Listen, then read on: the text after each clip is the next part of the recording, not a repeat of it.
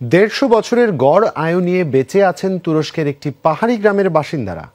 তাদের দীর্ঘ জীবনের রহস্য জানতে নানা তৎপরতা চালিয়েছেন বিজ্ঞানীরা। এখনো অবশ্য মেলেনি কোনো সদুত্তর।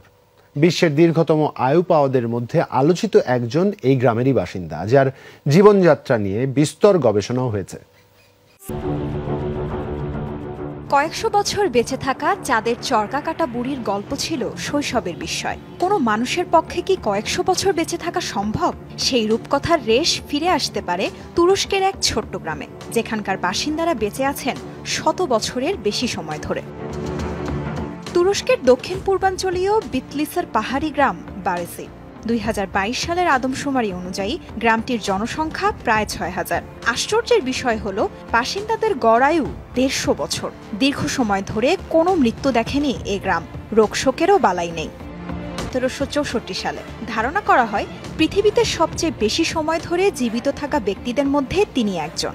জীবদ্দশায় দেখেছেন 10 অটোম্যান সুলতানের রাজত্ব, সামনাসামনি দেখেছিলেন ফরাসি সম্রাট নেপোলিয়ন বোনাপার্টকে, ভ্রমণ করেছেন যুক্তরাষ্ট্র, যুক্তরাজ্য, ফ্রান্স ও ইতালি।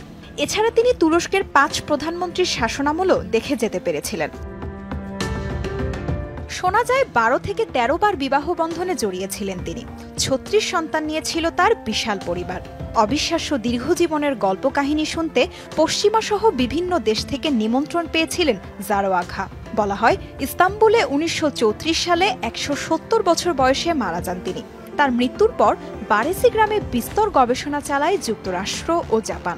গ্রামটির সাধারণ মানুষের জীবনযাত্রা ও খাদ্যাভ্যাস হয়ে উঠেছিল ইউরোপ আমেরিকার গবেষণার বিষয়বস্তু। বারেসি গ্রামের বাসিন্দাদের দীর্ঘায়ু রহস্যের আজও মেলেনি কোনো বৈজ্ঞানিক ব্যাখ্যা। যুগ যুগ ধরে কৃষিকাজ, ব্যবসা বাণিজ্য করেই চলছে গ্রামের বাসিন্দাদের সাদামাটা জীবন। তাজরিয়ান সুলতান, যমুনা নিউজ।